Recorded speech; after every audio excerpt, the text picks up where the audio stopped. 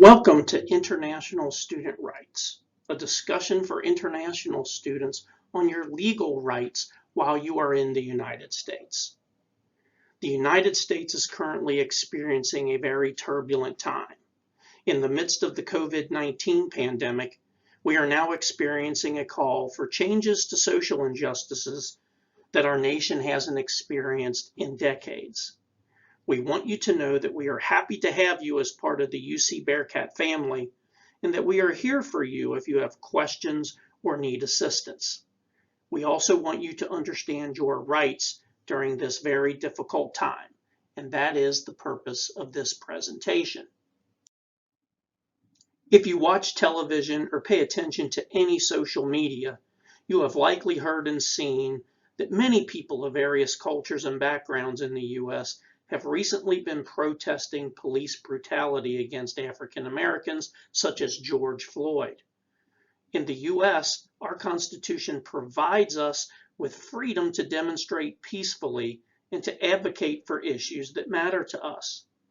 Some of these protests have become violent and have caused harm to people and damage to property. This violence is a painful legacy of the social inequity and injustices that have happened in our country.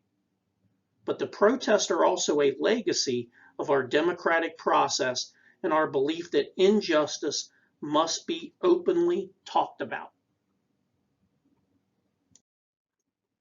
As an international student, you are part of the UC Bearcat family, and you are also part of the fabric of U.S. culture. During this difficult time, we have been asked many times by our students what their rights are as student visa holders, and do you have the ability to participate in peaceful demonstrations? The U.S. Constitution guarantees certain rights for persons in the United States, including those who are here on visas. While certain rights in the Constitution are granted only to citizens, such as voting and running for federal office, most other rights are written into the Constitution without mentioning citizenship, which means that they apply to anyone physically present in the U.S. The right to peacefully demonstrate is certainly among them. In this presentation, we won't be able to cover all the rights you have. For those wanting a more detailed analysis of your rights, we recommend that you visit the website of the American Civil Liberties Union. It has a lot of great detail that you will want to know. On their website, you will find detailed information about all the rights of someone who is physically present in the United States. Just click on the appropriate links. But let's focus on the main topics we want to cover in this presentation, starting with peaceful protests. You have the right to join any peaceful protest. Make sure you are aware of any curfews that are put in place for the city and that you don't violate those curfews. Do not engage in any activities that involve destructing property or theft or other illegal activities. If you are involved in a protest and any of these activities begin, please leave immediately. Even innocent violations of the law could have serious consequences on your immigration status. If you find you have to deal with immigration and customs enforcement or other law enforcement officers at home, on the street, during a demonstration, or anywhere else, remember that you have rights. You have the right to remain silent. You may refuse to speak to immigration officers or any other law enforcement officer if you so desire. You have the right to speak to a lawyer. You can simply say, "I need to speak to my attorney."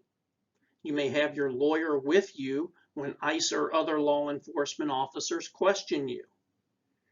If anyone tries to get you to sign away your rights to see a lawyer or a judge, be sure you understand what you are signing before signing the document. A big question many international students have is, what immigration documents should you carry around with you at all times?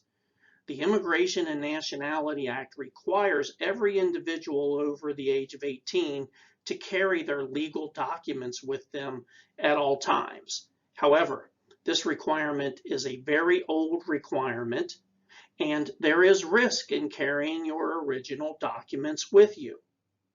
Our recommendation is, unless you are traveling or you need to show your passport as a form of identification, we recommend that you do not carry your original passport with you.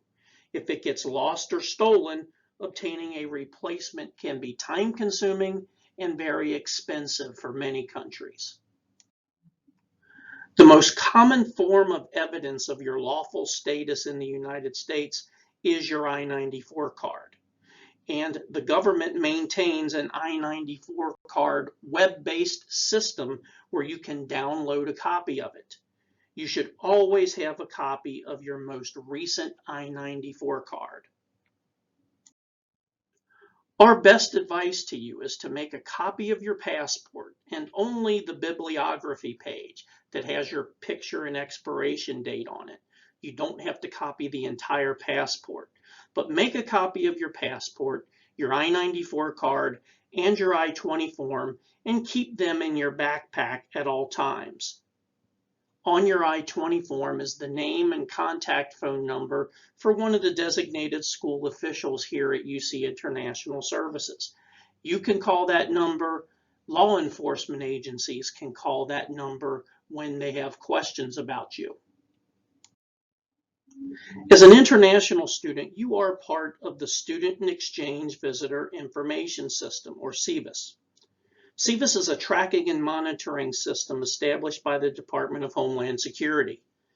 UC is required to report events during your program of study, including but not limited to your enrollment each semester, your travel, your academic status, your work authorizations, and your address and phone number.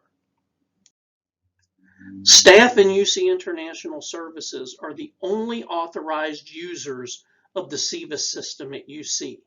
Only someone from UC International can take action on your SEVIS record. Action is only taken if you are officially dismissed from the university or you violate your status.